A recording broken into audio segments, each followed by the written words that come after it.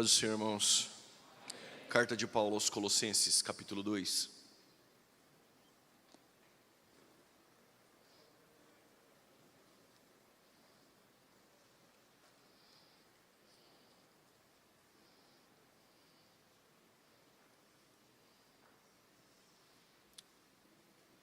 Carta do apóstolo Paulo, capítulo 2. Nós vamos ler a partir do versos 8, necessariamente o versículo de número 8. Um prazer poder retornar aqui outra vez. Tive o privilégio de estar aqui ano passado falando sobre escatologia. Nós vamos tratar sobre a fidelidade aos princípios bíblicos no dia de hoje, na minha primeira fala. E amanhã, se assim Jesus não voltar, teremos mais duas outras falas para dar continuidade. Quero começar com o Antigo Testamento. Progressivamente, amanhã nós vamos para o Novo Testamento, se assim Deus permitir. Agradeço ao pastor dessa igreja pela confiança, pastor Elias, agradeço ao Pablo e todos aqueles responsáveis por este trabalho muito significativo e relevante que é a escola bíblica. Tenho certeza que aqueles que falaram antes de mim edificaram a vida de vocês, e aqueles que também ainda assim vão falar, que Deus continue os usando para a glória de Deus, e Deus continue preparando o nosso coração para receber a palavra de Deus. Diz assim o texto: tendo cuidado para que ninguém vos faça presa sua, por meio de filosofias e vãs sutilezas, segundo a tradição dos homens, segundo os rudimentos do mundo e não segundo Cristo, porque nele habita corporalmente toda a plenitude da divindade. Estais perfeitos nele, que é o cabeça de todo principado e potestade, no qual também está circuncisados da circuncisão, não feita por mãos, no despojo do corpo dos pecados da carne, a circuncisão de Cristo. Sepultados com ele no batismo, nele também ressuscitastes pela fé no poder de Deus, que o ressuscitou dentre os mortos. Pode tomar o seu assento.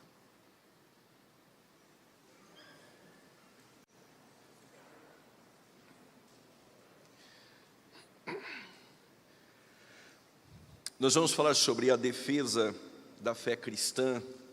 Você tem aí o seu material e a sua apostila que nós preparamos.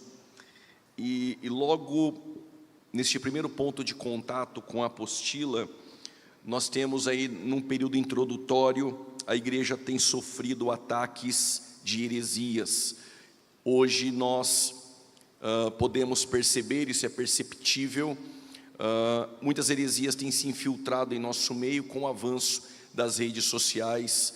Muitos dos nossos estão bebendo em fontes desconhecidas e fontes tais que têm trazido heresia de perdição para o nosso meio.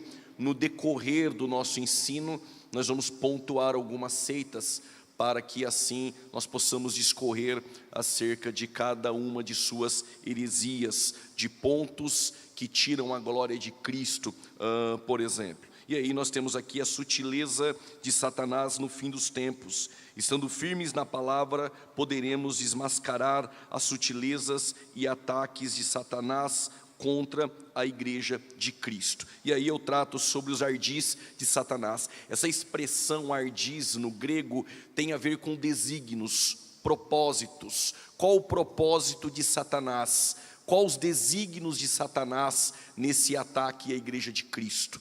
Bom, bem nós sabemos que no Éden nós já temos o próprio Satanás usando a serpente, ou quem sabe possesso nela, nós não sabemos, mas quando Satanás coloca dúvida em Eva, é assim que Deus disse no capítulo de número 3. E você percebe que quando nós saímos do campo da fé e vamos para o campo da dúvida, nós estamos vulneráveis a pecar. É por isso que Paulo, quando escreve aos Romanos, no capítulo 14, ele deixa isso bem enfático, que aquilo que não há fé e a dúvida, isso é pecado. Então, um dos ardis e desígnios de Satanás, desde o princípio, é nos tirar do campo da fé e nos levar para o ambiente da dúvida. E no ambiente da dúvida, nós estamos vulneráveis a ceder aos seus ardis, aos seus ataques. E depois nós temos a primeira mentira na Bíblia. A primeira mentira é de Satanás dizendo: olha, você pode comer sim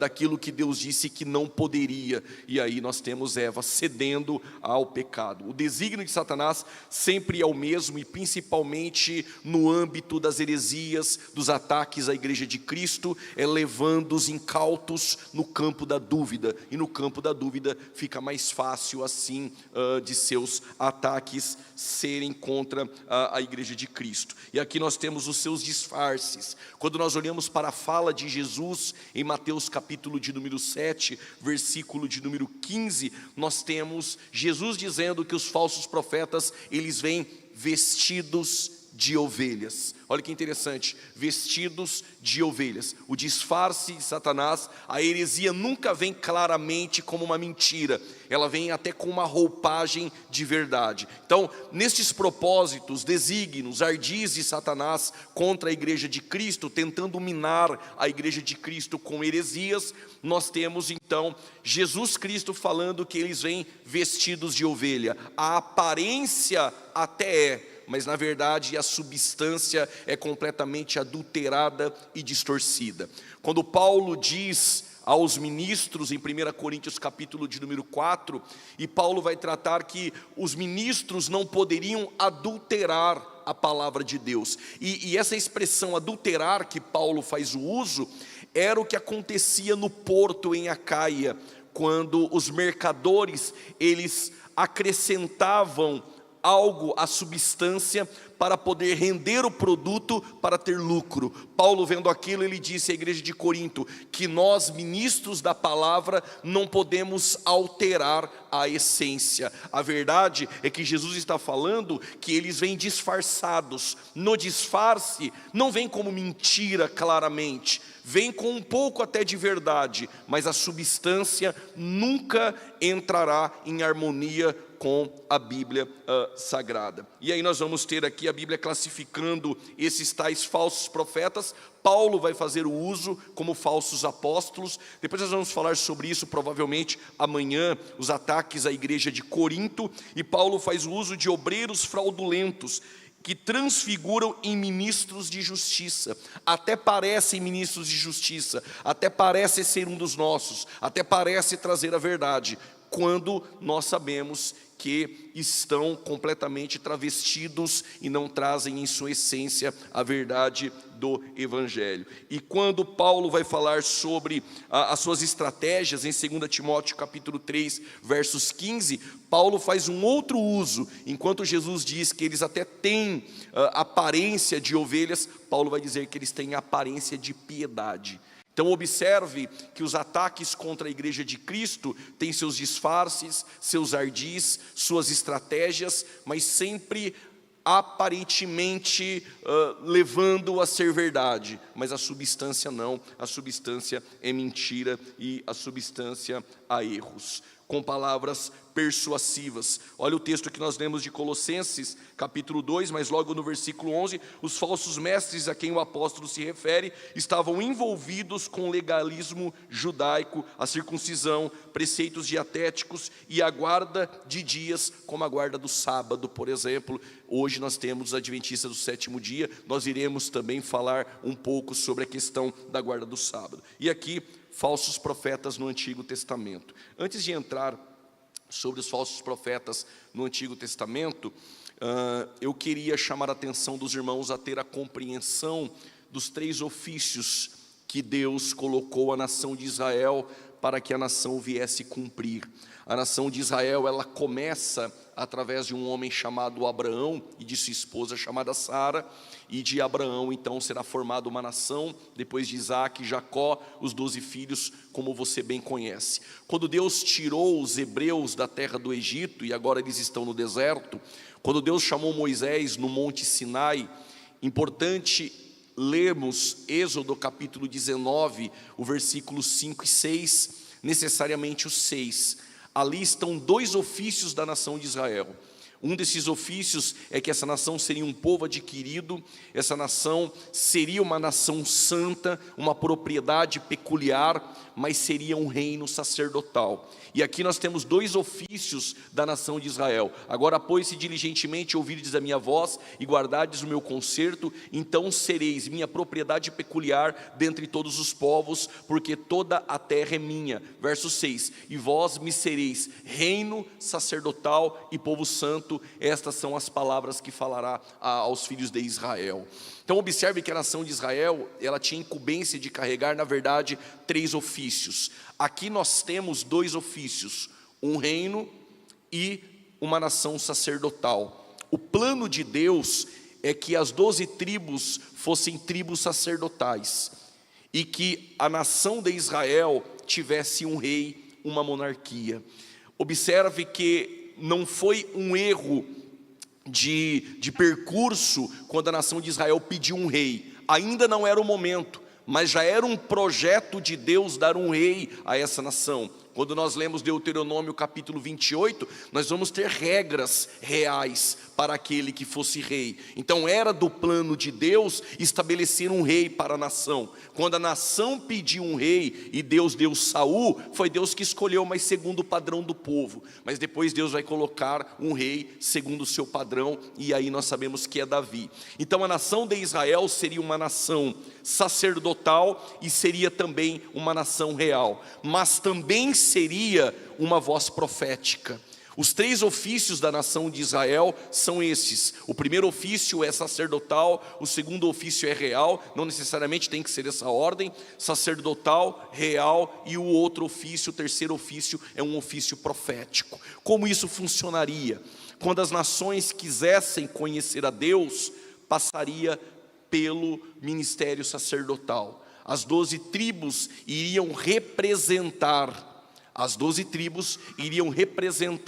o povo para com Deus. E quando Deus estabelecesse um rei, uma monarquia, essa nação e as outras nações que viessem a conhecer a Deus teriam regras estabelecidas deste reino. Então a nação de Israel seria um reino com regras estabelecidas por um rei, e essas regras estabelecidas seriam levadas ao povo. Mas essa nação também representaria Deus na terra. Quando as outras nações quisessem chegar até Deus, passaria então pelo ministério, pelo ofício sacerdotal. E não era só a tribo de Levi. O propósito de Deus era que as 12 tribos fossem tribos sacerdotais. E terceiro, quando o povo queria falar com Deus, então passaria pelo ofício sacerdotal. Mas quando Deus quisesse falar com o povo, então Deus usaria os profetas, a nação também seria uma voz profética. Então, os 3 ofícios da nação de Israel eram esses: ofício sacerdotal, ofício real e também um ofício profético. O que ocorre na ausência de Moisés? Quando ele sobe para o monte, e você conhece bem a história, o Arão, ele está no pé do monte, pressionado pelas tribos, ele constrói um bezerro de ouro. Quando Deus falara para Moisés descer do monte, e o Moisés, ele desce até irado, porque o Arão, o seu irmão, construiu um bezerro de ouro. Os irmãos conhecem a história. Ele quebra as pedras da lei, e em um momento de ira, ele faz uma pergunta, e a pergunta dele, parafraseando, a pergunta é mais ou menos assim: quem está conosco e quem está com eles? De todas as tribos, como Rubens, como Dan, como Naftali, como Simeão, Manassés, Efraim, Judá, todas as tribos estavam prostradas ao bezerro de ouro, mas uma tribo, a tribo de Levi, arrancou a espada e disse: nós estamos contigo, Moisés. Aqui vai uma aplicação para a nossa vida nesse início de tarde, e a aplicação aqui é essa: para carregar a fidelidade nos princípios estabelecidos por Deus, às vezes é necessário cortar laços até com aqueles que caminham conosco. Eu ouvi o meu Deus lá, eu vou repetir. Para carregar os princípios e a fidelidade, há momentos que é necessário cortar vínculos. Está pesado para mim dizer isso, mas eu tenho que dizer. até com irmãos.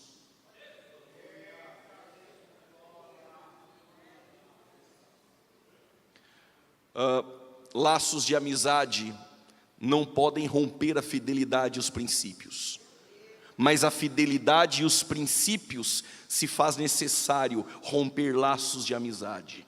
Não em vão, Jesus disse: aquele que não aborrecer até pai e mãe.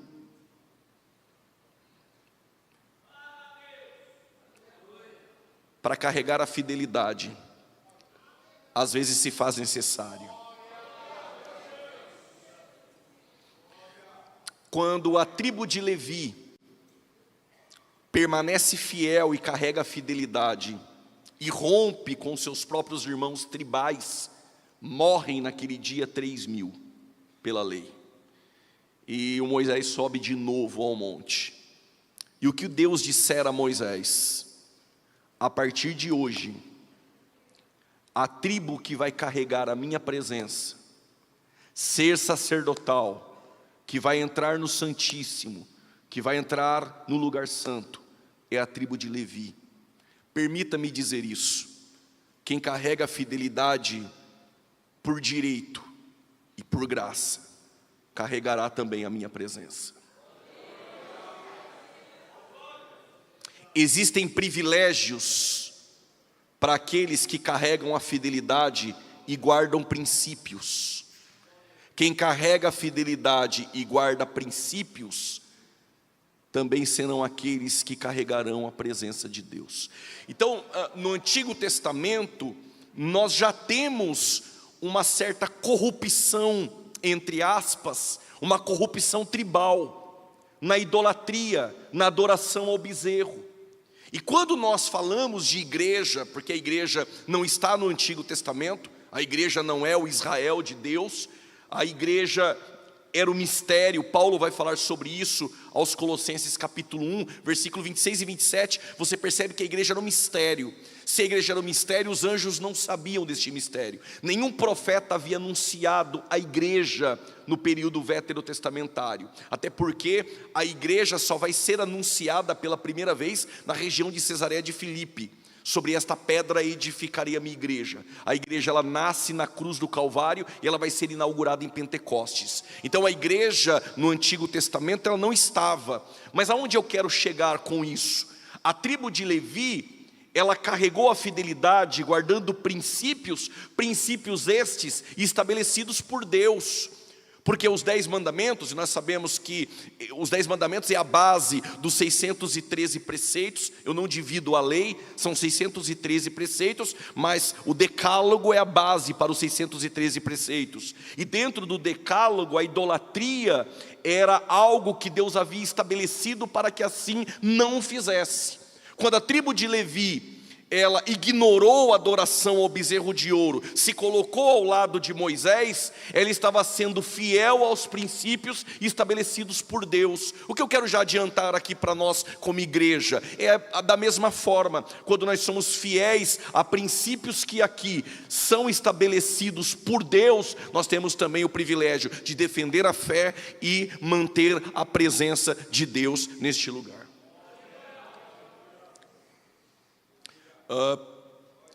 No entanto, que os irmãos podem perceber que quando Josué assume o lugar de Moisés, o meu servo Moisés está morto, Josué capítulo de número 1, o Josué, ele vai meditar no livro da lei dia e noite, e quando Josué ele vai repartir as terras, as tribos, como era uma promessa de Deus, quando chegar em Canaã, quando eles adentram em Canaã, a tribo de Judá recebe sua terra, a tribo de Dan, Naftali e Simeão, as tribos recebem suas terras, e aí a tribo de Levi, claro, eles vão estar estabelecidos em 48 cidades, são as tribos de Levi, a tribo de Levi, os coatitas, meraritas e gersonitas, mas há algo importante aqui que vale a pena salientar: a tribo de Levi não teria uma terra sua permanente, porque Deus disse que para a tribo de Levi, eu sou a tua herança, eu sou a tua porção.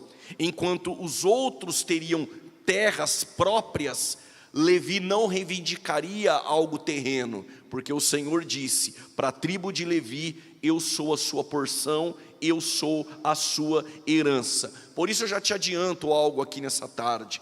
Não queira reivindicar algumas coisas com Deus dessa terra, porque você não é como os outros que estão lá fora. Estes se apropriam de coisas terrenas, mas para aqueles que permanecem com a fidelidade, carregam princípios, defendem a fé, eu sou a sua porção. Então não reclame do seu café da manhã, não reclame do seu automóvel, não reclame das suas vestes, não reclame da sua vida como ela está, porque são os cuidados de Deus, porque eu, o Senhor, eu sou a tua porção, eu sou a tua herança. Parece que vocês estão mais animados que ano passado. Tem bastante assembleanos, né? Graças a Deus. Glória a Deus. Vamos continuar. Eu tenho uma hora. Nós vamos necessariamente pular algumas etapas, mas como os irmãos leem Bíblia, são obreiros, fica fácil dos irmãos assimilarem a ideia. A ideia principal e central aqui é que quando Deus chamou Israel, Deus deu 3 ofícios a Israel. Então você precisa sair daqui sabendo isso: ofício real, sacerdotal e um ofício profético. E aí agora você entende porque o sacerdote ele era mais amado, os profetas eram odiados, porque quando o povo queria chegar a Deus, precisa do sacerdote. Por isso que o sacerdote é mais bajulado. O profeta ele é mais odiado. Alguém entendeu lá no fundo? Por isso que o sacerdote ele é mais bajulado. Você precisa do sacerdote. O João ele era amigo do sacerdote. Por isso que ele entrou em um lugar onde os outros não entraram. Porque quando você é amigo do sacerdote, ou do sumo sacerdote no caso, você tem privilégios em salas. O profeta não, o profeta é no deserto, falando aquilo que Deus manda. Por isso que Jerusalém, Jerusalém que mata os profetas. O que ocorre? Nós vamos perceber que depois da divisão dos reinos em Roboão, reino do norte e reino do sul, e aqui todo adolescente jovem que vem na escola bíblica dominical sabe isso de cabeça, a divisão das tribos, e dos reis do norte todos se corromperam, de forma majoritária, se não todos foram idólatras, a saber Acabe, por exemplo. Só que no reino do sul nós temos uma variação. Alguns reis foram piedosos, podemos destacar Josias, filho de Amnon, neto de Manassés. Mas nós podemos também destacar Ezequias, 13º rei de Judá, foi um homem piedoso. Mas também nós tivemos alguns reis no reino do sul, como o próprio Manassés, como o próprio Amnon e outros mais. Outros piedosos como Josafá. Mas os últimos 2 reis ou 3 reis após Josias, principalmente o Zedequias, que é no tempo do cativeiro babilônico, que perdurou por 70 anos, segundo a profecia de Jeremias, um filho de Ilquias, o sacerdote da terra de Aranote. O último Zedequias, ele foi amaldiçoado. O último rei, ele se corrompeu completamente. Então o que nós percebemos na história? Que o ofício real de Israel foi completamente comprometido. Então, quando Deus deu o ofício real para Israel, Israel, de forma idólatra, imoral, prevaricou, se corrompeu. Então esse ofício se desmoronou. Esse ofício que Deus deu para Israel carregar, não foi carregado com fidelidade, não permaneceu nos princípios estabelecidos por Deus. Então os reis se corromperam, este é o ponto. E aí nós vamos ter os sacerdotes, em certa etapa da história, eles também se corrompendo. No entanto, que após os 400 anos de silêncio, quando Deus não falou mais com ninguém, ainda que surgiu os apócrifos, mas algumas pessoas, sim, pode ter tido alguma experiência com Deus, mas nós não temos Deus falando claramente com alguém, nós não temos registros. Então nós entendemos que foi um período de silêncio, podemos dizer. E dentro deste período de silêncio, o que me chama a atenção é que Lucas, ele vai trazer um registro satisfatório para nós leitores da Bíblia. Olhem para cá por gentileza. Você percebe lendo o Evangelho segundo escreveu Lucas, que o Evangelho de Lucas tem uma especificidade. O Evangelho de Lucas, ele é mais técnico. Quem sabe Lucas, ele por ser médico, historiador, ele tem um evangelho mais singular, ele tem um evangelho mais metódico e fidedigno. O Mateus, por exemplo, você percebe ele com uma intenção de escrever aos judeus e trazer Jesus como rei. Ele usa muito essa expressão, para que se cumprisse o que foi predito pelos profetas. Ele queria anunciar que esse Jesus veio da casa de Davi, e este é o rei dos judeus, o Messias que eles esperavam. Quando nós olhamos para as características de Marcos, que segundo a fonte Q, foi o primeiro evangelho a ser escrito, e não veio das mãos de Marcos, sim, veio das mãos de Marcos, mesmo que ele não foi uma testemunha ocular, mas segundo Papias, um dos pais da igreja, este evangelho foi ditado por Pedro, e é perceptível a ideia de que Marcos, ele traz um Jesus que é servo, mas é maior do que César, e ele enfatiza os milagres de Jesus. Ele já começa o seu evangelho falando sobre milagres de Jesus, um Jesus que é servo, mas tem todo o poder, um Jesus que é servo, mas é maior do que César. E aí nós temos um evangelho da pena joanina, e João, ele vai apresentar, ele vai defender, ele vai esclarecer e atestar a divindade de Jesus Cristo. Então você percebe que cada um tinha o seu propósito. Isso nós aprendemos em escola bíblica dominical. Agora, o Lucas, ele escreve aos gregos, apresenta Jesus sim como homem perfeito, mas como Lucas, ele é um historiador, ele tem uma preocupação, e logo no capítulo 1 do seu evangelho, você percebe com nitidez que o Lucas, ele separa pesquisas, ele vai em casa, ele pergunta para pessoas que tiveram experiências com Jesus, que foram testemunhas de Jesus, e ele separa todo esse material, e ele faz pesquisas, e essas narrativas, ele tem o cuidado de colocar em ordem, para assim apresentar o evangelho segundo escreveu Lucas. Como ele é um historiador, então o Lucas, ele tem uma pretensão, ele não quer apresentar Jesus como rei, ele não quer apresentar Jesus como servo, ele também não quer defender a divindade de Jesus Cristo, ainda que essas coisas aconteçam no seu evangelho. Mas o que Lucas quer fazer é apresentar a historicidade de Jesus. E como ele vai fazer isso? Ele quer apresentar um Jesus que tem uma história, e como todo historiador, ele tem uma preocupação. Qual a preocupação de Lucas? Que daqui 100 anos, 200 anos, 1000 anos, 2000 anos, todo leitor que se deparar com sua narrativa precisa encontrar nela estacas históricas. Vamos supor que essa noite o Marcos fosse falar sobre este evento. Está tendo uma escola bíblica, e nessa escola bíblica Deus operou. Bom, isso é Marcos. O João iria dizer de uma forma bem espiritual, teve a escola bíblica, nós sentimos a presença de Cristo porque Ele é Deus. Mas se tivéssemos aqui, por exemplo, com o Mateus, ele já iria apresentar de outra forma. Esse Jesus que foi apresentado na escola bíblica, este é o rei esperado. O Lucas não. Como que o Lucas iria fazer?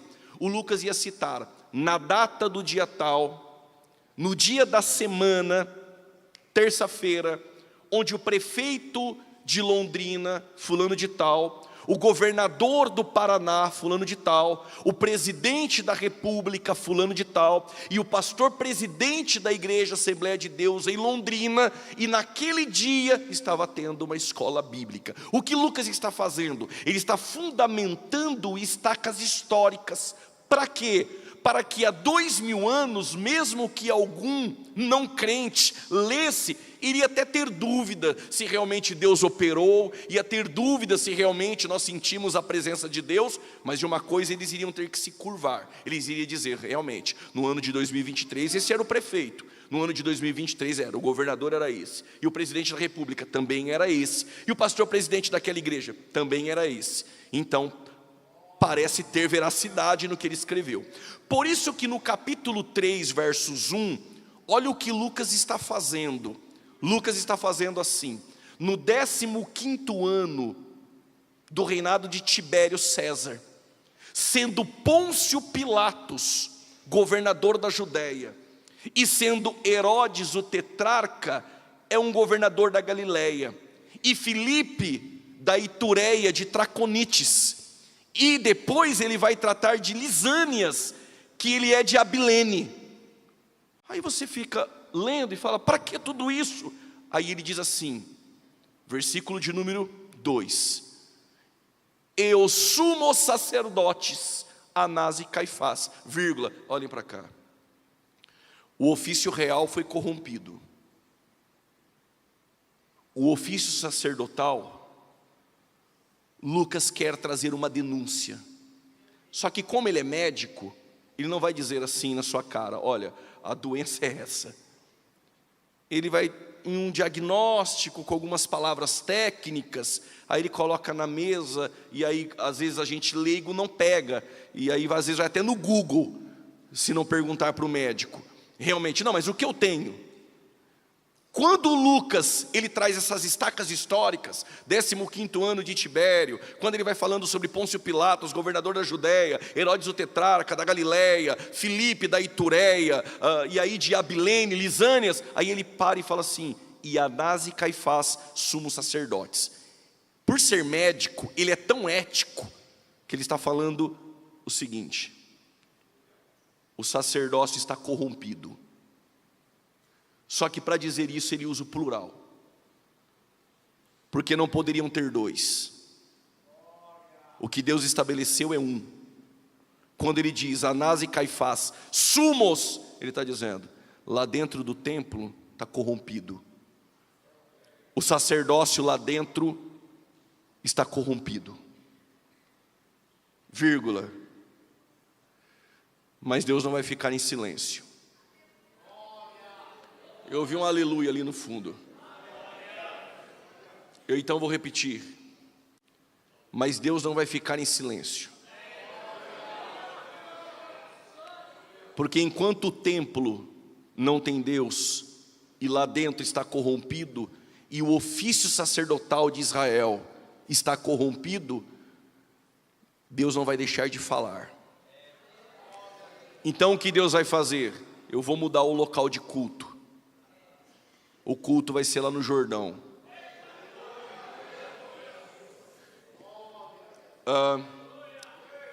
Eu parei na vírgula, e eu vou deixar aí, nessa vírgula, vou para o capítulo 1, conto uma breve história, e volto para facilitar o nosso entendimento. Vocês estão aí? Ok. No capítulo de número 1, o Lucas, ele vai comentar um pouquinho sobre a sua pesquisa, e depois ele vai direcionar esse evangelho a alguém, Teófilo. Mas olhem para cá por gentileza. Depois você vai perceber que o Lucas, mais uma vez ele coloca algumas estacas históricas, e ele vai dizer o seguinte, que existia um casal piedoso, e esse casal tinha um homem por nome Zacarias. E aí alguém poderia dizer aqui entre nós, mas tinha 20.000 a 25.000 sacerdotes naquele tempo. O Zacarias é um homem comum. O Lucas quer que você saiba quem é este Zacarias. E aí ele vai dizer que esse Zacarias é esposo de Isabel. Mas tudo bem, Zacarias é esposo de Isabel. Pode ter um casal por nome Zacarias e Isabel. Mas ele vai dizer que a Isabel era estéril. E agora ele vai trazer uma informação que a gente vai descobrir que esse Zacarias ele não é comum. Ele vai dizer que Ambos, o Zacarias e Isabel, são da classe sacerdotal de Abias. Bom, quando Davi, após 40 anos de Saul, assumiu o reinado, se você não vir comigo, tu não pega. Quando o Saul assumiu 40 anos de reinado, quando ele cai e entra Davi por 40 anos, imagine Davi assumindo um reinado que tem muitos sacerdotes. Imagine você vai dirigir uma congregação que tem 200 membros e tem 115 obreiros. Se tu não fizer uma escala, é possível que um obreiro fique um ano todo sem passar salva. Então o que Davi fez? Ele fez uma escala, e essa escala ele fez por turnos. Em 1 Crônicas 24 e 25, o Davi estabeleceu 24 turnos. Um turno trabalha do dia 1 ao dia 15, o outro turno do dia 16 ao dia 30, e assim sucessivamente. E quando nós nos deparamos com a 8ª classe sacerdotal de Abias, nós temos uma informação privilegiada. A 8ª classe sacerdotal de Abias era de um sumo sacerdote por nome Arão. Então eu entendi, Zacarias e Isabel são da 8ª classe sacerdotal de Abias. O que isso tem a ver? Por gentileza, pegue isso.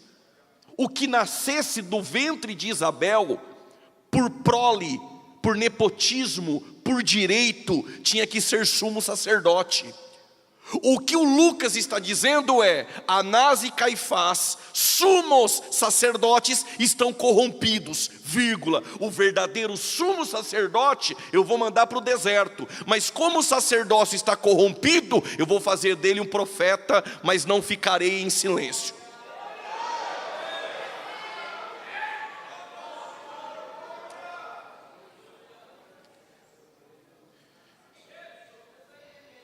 Olha, nada contra, mas de vez em quando eu não tenho jeito, eu sou muito assembleiano, aí é escola, eu estou me segurando às vezes. Eu não tenho aquele jeito presbiteriano, mas eu chego lá em escola. O que ocorre? O Lucas fez uma denúncia. O sacerdócio está corrompido. O verdadeiro sumo deveria nascer de um ventre, mas a mulher é estéril. Só por causa desse aleluia eu vou contar um trecho. Todas as vezes que Deus quis mudar o curso da história, de um ventre estéril Ele fez nascer um menino. Não, mas espera eu terminar. Quando Deus queria formar uma grande nação, do ventre estéril de Sara, esposa de Abraão, Ele fez nascer Isaac. Quando Deus precisava do desdobramento dessa nação, do ventre estéril de Rebeca, esposa de Isaac, Ele fez nascer Jacó. Quando Deus precisava de um libertador na tribo de Dan, esposa de Manoá, estéril, Ele fez nascer Sansão. Quando Ele precisava de um avivamento em Israel, do ventre estéril de Ana, esposa de Eucana, Ele fez nascer Samuel. Agora, quando Ele precisava de uma voz para clamar no deserto, para preparar o caminho de um ventre estéril de Isabel, Ele vai fazer nascer João Batista.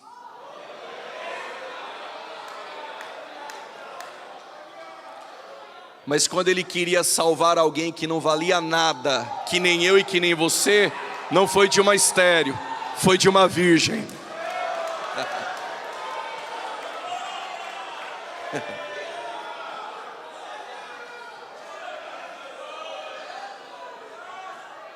Vocês estão assembleando hoje mesmo, hein? Aleluia! Glória a Deus! Glória a Deus!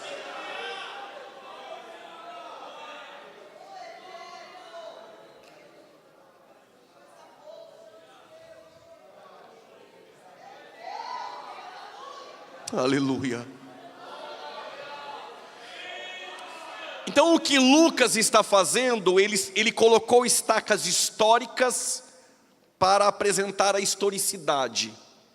E o que ele quer dizer é isso, que dos 3 ofícios que eu dei para a nação de Israel, o ofício real se corrompeu, e o ofício sacerdotal também se corrompeu. O verdadeiro sumo sacerdote, agora ele está no deserto. E tem um detalhe aqui, ele é tão sumo sacerdote de sangue, porque todo sumo sacerdote tem que conhecer qual é o bom cordeiro. Tu pegou aí, né? Quando Jesus foi passando, mesmo que Deus chamou ele para ser profeta, ele tem sangue de sumo sacerdote. Ele olhou e falou: eu conheço esse aí. Eis o Cordeiro de Deus que tira o pecado do mundo.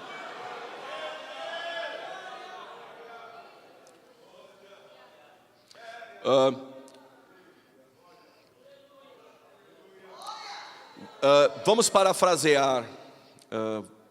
Imagine que no templo tivesse uma plaquinha lá, né? Deus mudou o endereço, Deus não está mais aqui. Então o culto agora é no Jordão com um homem simples. Esse homem poderia até se vestir de linho, ele tinha direito. Mas para permanecer fiel aos princípios, o linho estava corrompido. Então ele se vestiu de pelo de camelo. Mas ele tinha o privilégio de sentar à mesa dos sacerdotes e comer da oferta. Mas como o sacerdócio estava corrompido, então ele preferiu gafanhoto e mel silvestre. Ele poderia entrar no templo como seu pai, porque entre 20.000 sacerdotes no século I, teve que fazer uma espécie de sorteio, para uns coincidência, para mim milagre. Aquele dia o sorteio recaiu em Zacarias e ele entra no templo. E quando ele entra no templo, ele atravessa o átrio, o altar, a pia de bronze. Quando ele chega no lugar santo, entre o altar do incenso e o candeeiro, do lado esquerdo de quem entra, apareceu ali o Gabriel dizendo: tuas orações foram ouvidas. Então, enquanto ele servia do lado de dentro, Deus se encarregava de fazer algo lá fora. E o que ocorre? Então agora Isabel vai gerar. Então, quem sabe ele poderia, uma vez no ano, tinha 20.000 sacerdotes, ter o direito de oferecer pelo menos incenso dentro do templo. Como um sumo, quem sabe ir até o Santíssimo. Mas para permanecer com a fidelidade nos princípios, Deus vai usar ele no deserto.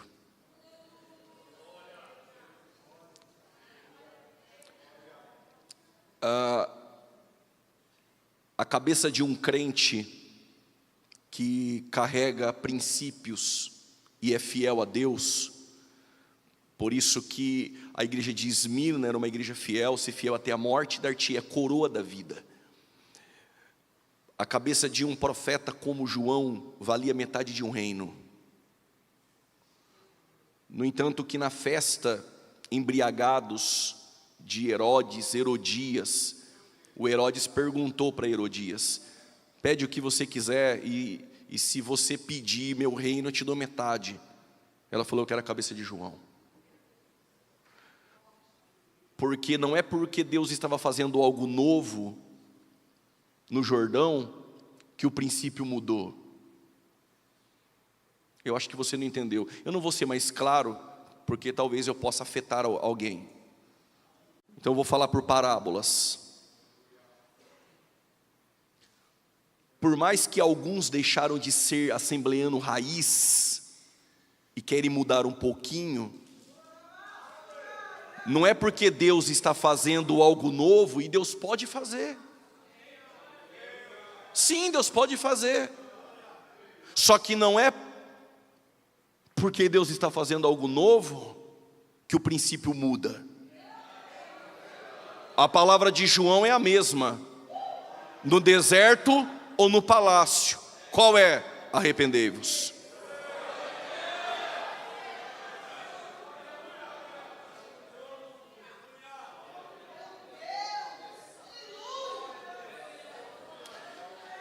É perceptível que algumas coisas na história elas vão mudando. E nós não temos como segurar isso. Mas a palavra tem que permanecer a mesma. Seja no deserto, ou seja lá dentro do palácio. Nem que isso custe a tua cabeça.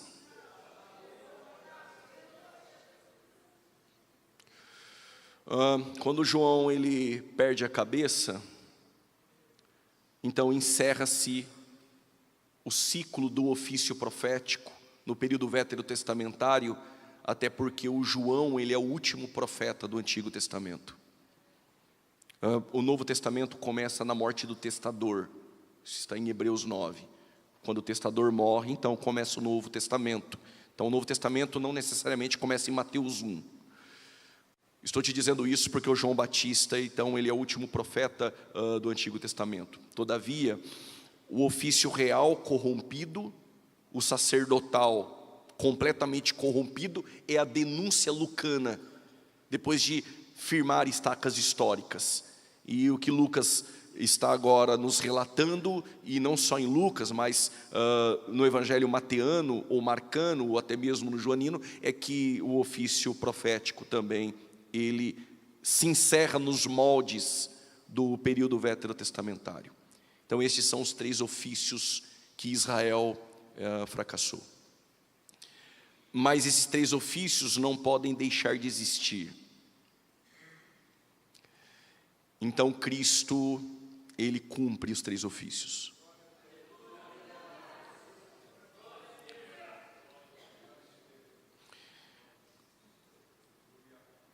Ele é rei. E ele sustenta o ofício real. Apocalipse 19, versos 16. Ele não é só um rei, ele é rei dos reis. Em Apocalipse 1, João atesta que esse Cristo, ele é o que tem os 7 Espíritos de Deus, o que foi morto e reviveu, o que era, o que é, o que há de vir, você conhece. E ele diz que ele é o primogênito dentre os mortos, e ele diz assim, e ele é o soberano dos reis da terra. Em algumas traduções, ele é o principal, em outras ele é o príncipe. Este principal aí, esse príncipe no grego, é o principal, é o soberano dos reis da terra. No entanto, que naquele sonho da estátua de Nabucodonosor, tem 4 reinos, que são destacados na estátua, mas aí o Daniel vê uma pedra, e quem é essa pedra? Essa pedra é Cristo, que esmiuça os reinos. Então ele tem um reino eterno, que subsiste eternamente. Então ele mantém este ofício real, que Israel fracassou, mas ele também é o maior dos profetas. Quando João foi questionado, o Batista, és tu Elias? Ele disse não. És tu o profeta? Se na sua tradução o artigo não está definido, era melhor que estivesse. És tu o profeta? Ele disse, não. E alguns até questionam, mas ele não era o profeta? Sim, ele era um, mas não o. Porque o profeta é aquele que foi anunciado em Deuteronômio 18, que Moisés disse que Deus levantaria o maior dos profetas. E quem é este? É Cristo. Profeta como aquele que disse, eu te vi debaixo da figueira, Natanael. Profeta como aquele que disse, não vai ficar pedra sobre pedra, e no ano 70 se cumpriu. Profeta de poder saber o pensamento dos religiosos que estavam no mesmo culto que ele. Eu também gosto desse silêncio, viu? Por isso eu vou repetir. Ele sabia o pensamento até dos religiosos que estavam no culto com ele.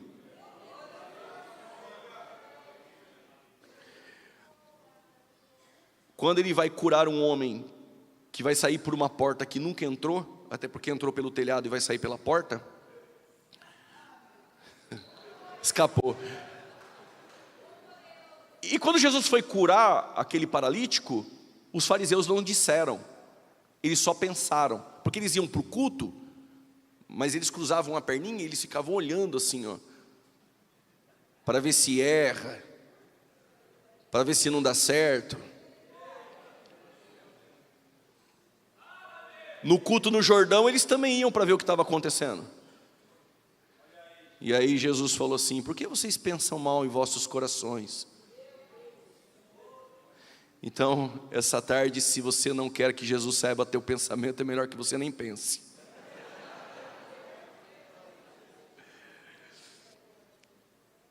Não sei nem porque eu falei isso. Mas vamos lá. Então, ele manteve o ofício real, o profético, e ele não é um sacerdote, segundo a ordem estabelecida de Arão. Ele é um sumo sacerdote segundo a ordem de Melquisedeque. É simples até certo ponto você saber quem foi Melquisedeque. Era um rei de Salém. Agora, quem aqui não queria saber mais sobre Melquisedeque? E aproveitando que é escola, me permita bater um pouquinho. Quando eu li Hebreus 5, eu fiquei encantado até certo ponto e depois decepcionado. Porque o autor aos Hebreus, no capítulo 5, ele vai falar que ninguém toma honra para si, senão aquele que é chamado como Arão. Mas o que o autor aos Hebreus quer é tratar sobre Melquisedeque. E quando eu estava lendo a primeira vez a Bíblia, e eu olhei, e eu já ouvia pessoas ao meu lado, eu novo convertido, falando sobre Melquisedeque. E eu falava assim: eu quero saber quem é esse homem. E quando eu comecei a ler Hebreus 5, eu falei: agora eu vou saber.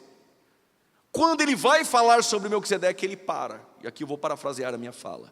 O autor dos Hebreus diz assim: eu até queria falar para vocês quem é Melquisedeque, mas eu não posso, porque vocês ainda são meninos. E se eu der uma comida mais pesada, o público do autor aos Hebreus não aguentaria. Então, por isso ele teve que dar leitinho e falou: não vou falar sobre Melquisedeque. Quando nós somos meninos, nós não podemos com aquilo que é consistente e sólido. Mas como aqui, graças a Deus, os irmãos alcançaram essa maturidade de escola bíblica, de ensino, nós sempre podemos receber uma comida mais sólida. Lá na sua congregação tem dessa comida também? Então dê graças a Deus por isso. Então, nos 3 ofícios que Israel fracassou, Cristo ele cumpre. E você percebe a urgência, a necessidade, a importância de carregar os princípios, de defender aquilo que Deus estabeleceu. Então, nessa primeira aula nossa, nesse primeiro ponto de contato, nós temos aqui o ofício profético sobre os falsos profetas do Antigo Testamento. Olha o que o texto diz: e o Senhor respondeu: esses profetas profetizam mentiras em meu nome, nunca os enviei, nem lhes dei ordem, nem lhes falei. Eles estão profetizando para vocês visões falsas, adivinhações inúteis, enganos que procede do seu íntimo. Jeremias 14:14, tem outros textos aqui depois para você ler em casa.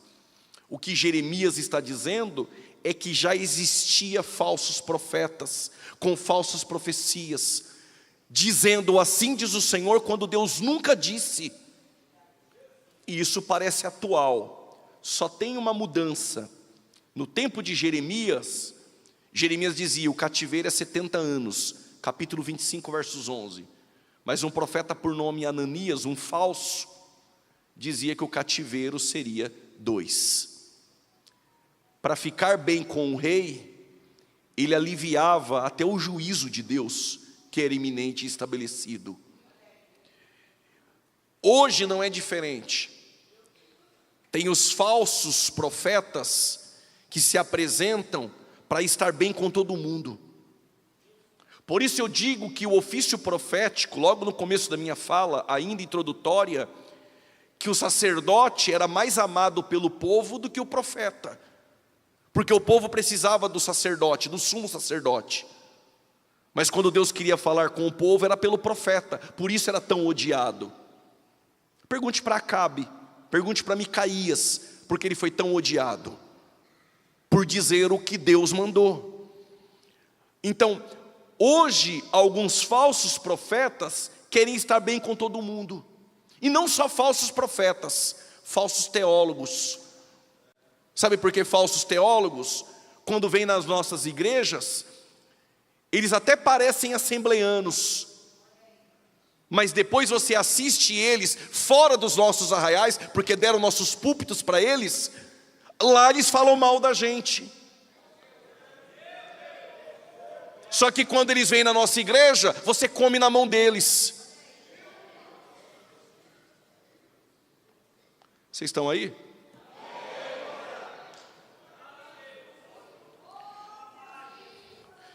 Então selecione o seu cardápio.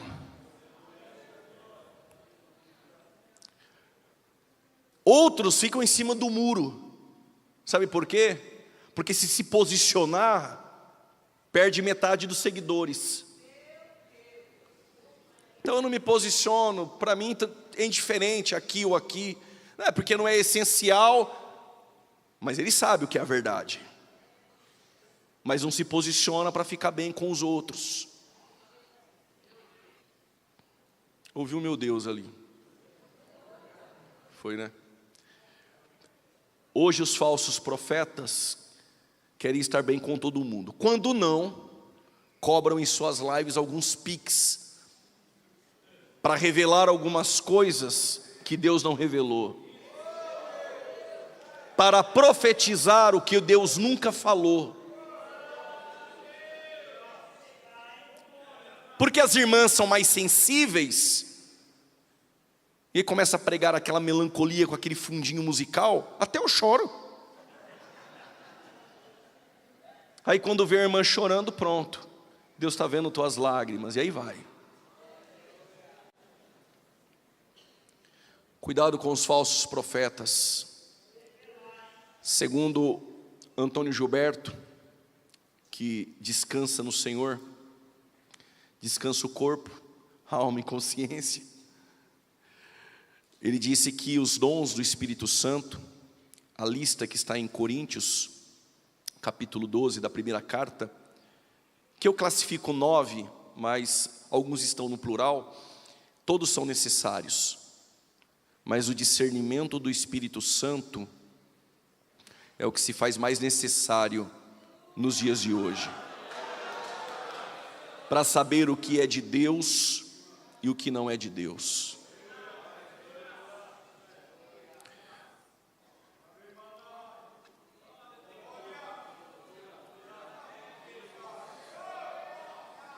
Quais são as fontes de informação de um falso profeta?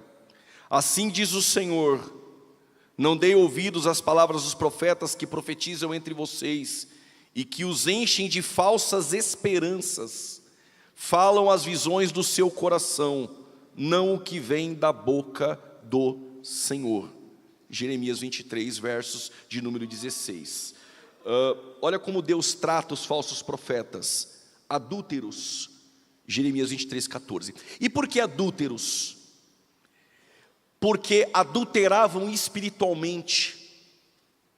Então essa ideia de adultério espiritual já era vista no Antigo Testamento. O que era um adultério espiritual? Quando de dia se adorava no templo de Israel, alegrei-me quando me disseram vamos à casa do Senhor.